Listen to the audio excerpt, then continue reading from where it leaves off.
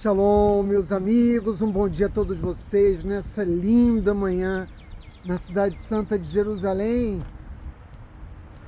Essa capital espiritual, Jerusalém, está apenas acordando, mas eu já fiz as minhas orações e me dirigi aqui à muralha da cidade velha de Jerusalém, esse lugar encantador, para me inspirar a oferecer a vocês uma imprescindível mensagem de Torá.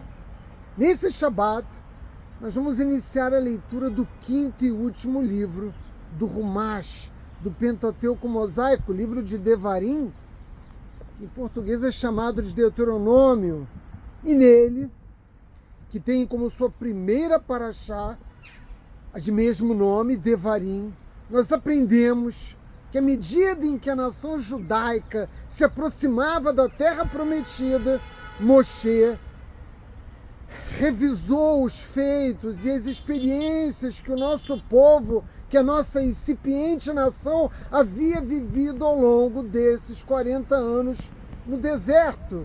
Afinal de contas, nós íamos começar um dos capítulos mais incríveis da existência de nossa nação. E por isso mesmo os nossos sábios perguntam: era necessário? Foi necessário olhar para o passado, os feitos que já não eram nem daquela geração? Porque a geração que Moshe liderou, aquilo que seria o início da entrada da terra de Israel, já era uma nova geração. Aqueles homens que haviam participado do pecado dos espiões já haviam permanecido nas areias do deserto. Então a pergunta evidente é: de fato era necessário olhar para o passado, para os feitos daquela geração num momento tão auspicioso da história do povo judeu? Não teria sido melhor olhar adiante, olhar para o futuro, em vez de olhar para o passado? Moshe Rabbeinu não entendeu dessa forma. E certamente, como o emissário de Akadosh Baruch Hu no mundo, ele expressava da melhor maneira possível aquela que era a vontade de Hashem. Ora, para entender melhor a necessidade de fazer esse balanço que Moshe fez, examinemos por um breve instante uma pequena parábola. Vocês sabem que nós judeus recorremos sempre a pequenas histórias, metáforas, parábolas, para nos ajudar a entender, a interpretar os profundos significados da Torá.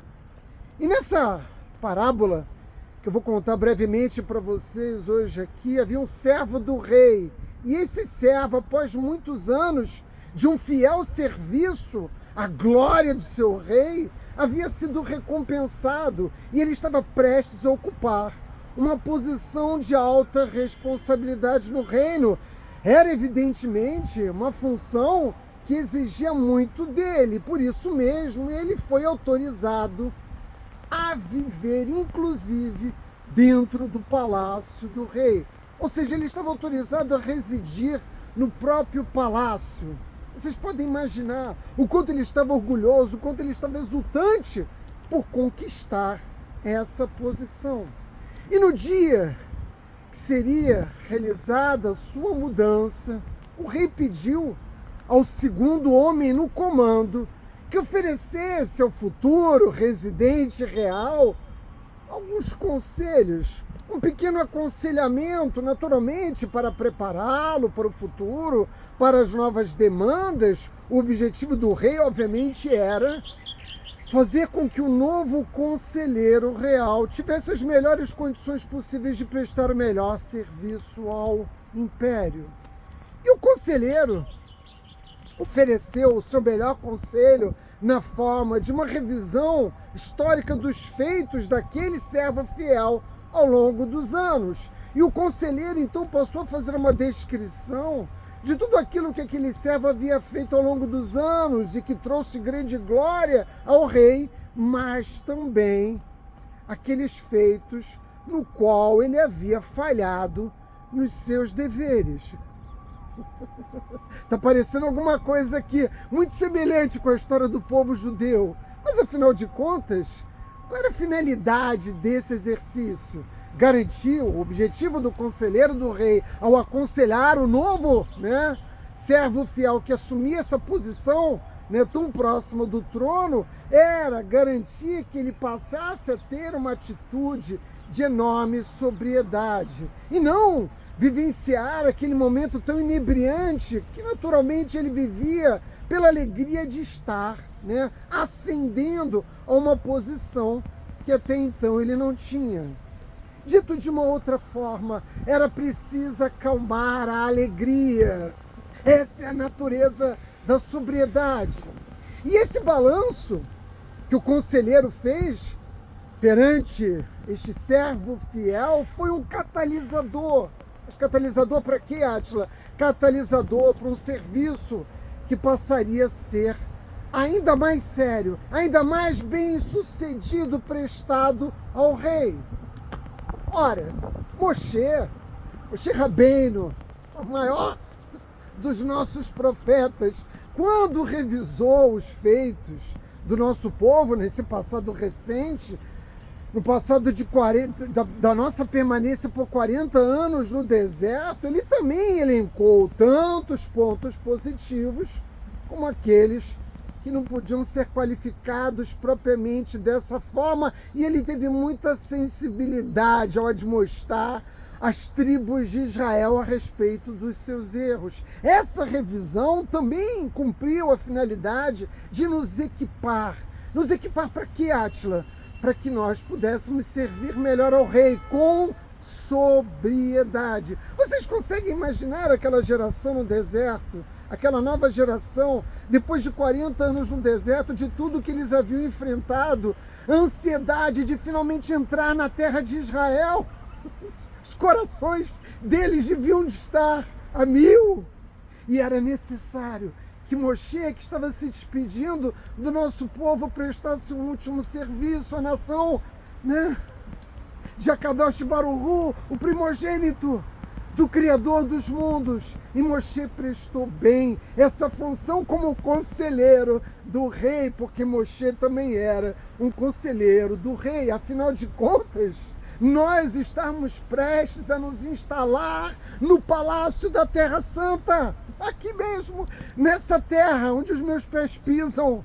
Nós estamos prestes a entrar na terra de Israel e iniciar um processo que levariam 14 anos, 7 anos de guerra e 7 anos de divisão das terras de Israel pelas nossas tribos. E é preciso dizer também que quando o nosso povo entrasse na terra de Israel, seriam acrescidas muitas mitzvot que só podem ser cumpridas na terra de Israel.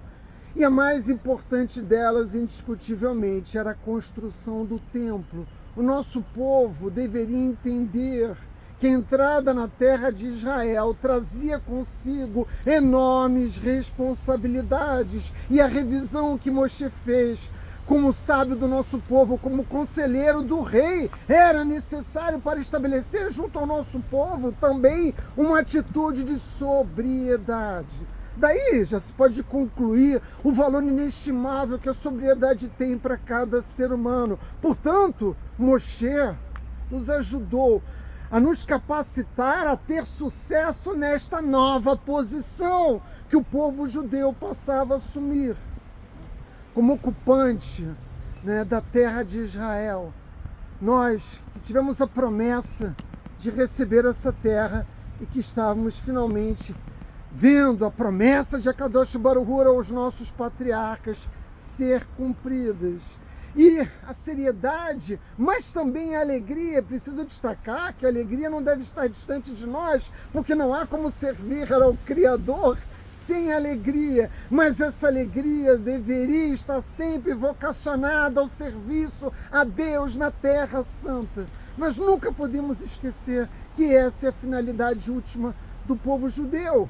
E examinando o passado, os erros desse passado recente, nós nos preparávamos para o futuro. Isso é algo que certamente qualquer um de vocês pode entender, um futuro brilhante, mas sem alardearmos, qualquer tipo de extravagância, porque de fato quando nós entramos na guerra pela conquista da terra de Israel, nós começamos derrotando os gigantes e vamos derrotar 31 reinados. Vamos derrotar com a ajuda do Senhor dos Exércitos todos os inimigos do povo judeu. Já havíamos destruído os midianitas, vocês podem imaginar o sentimento que havia por parte do nosso povo.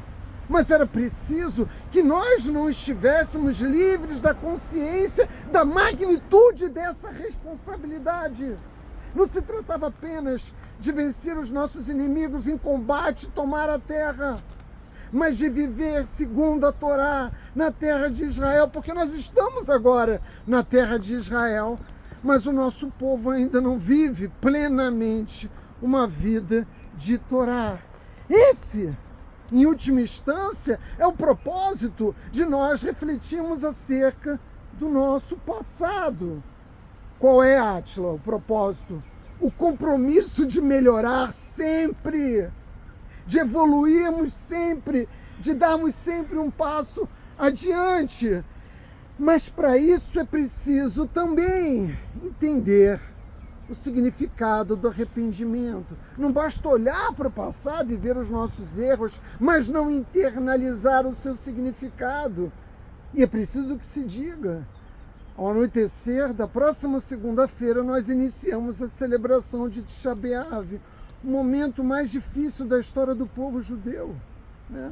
Onde nós lembramos de tragédias terríveis, inclusive a destruição do primeiro e do segundo Beit HaMikdash, a poucos metros dessa muralha ao qual eu me dirijo a vocês. E é preciso, portanto, entender a natureza dos nossos erros, nos arrependermos por esses erros, para que nós possamos, de fato, né, internalizarmos o nosso passado e avançarmos no serviço divino. Vejam que a tarefa que nos foi dada não é nada simples, mas nós que somos eternos estudantes da Torá, mesmo o Rebbe, mesmo o maior de todos os profetas, assim como aquele que inicia o seu processo de Teshuvá e que inicia, como eu iniciei tardiamente os meus estudos de Torá, todos nós sabemos o quão glorioso é o status de servir ao Criador dos mundos. Todo judeu tem que ter enorme orgulho disso, mas é preciso estar capacitado com as ferramentas necessárias para poder, de fato, servir ao Criador. E a primeira dessas ferramentas, eu acho que já ficou evidente, é a sobriedade, também a seriedade e, sobretudo, a alegria, meus amigos. São os elementos que tornam possível a construção da fundação dos nossos maiores objetivos espirituais, porque nós não lutamos por pedras, nós não lutamos por um punhado de terra, nós não abrimos a mão das vidas do nosso povo para defender bens materiais. O que nós defendemos aqui na terra de Israel são os nossos objetivos espirituais. Esta terra nos foi dada para o cumprimento deste objetivo fundamental e não para que nós simplesmente possamos erguer as nossas casas ou viver em segurança. O povo judeu existe para trazer redenção ao mundo. E esse objetivo espiritual da maior magnitude só pode ser realizado aqui na terra de Israel. E olhando nessa manhã para a beleza, para toda essa beleza que marca a nossa terra, eu não posso deixar de fazer outra coisa do que reconhecer a majestade de Hashem no mundo, meus amigos. Shabbat Shalom.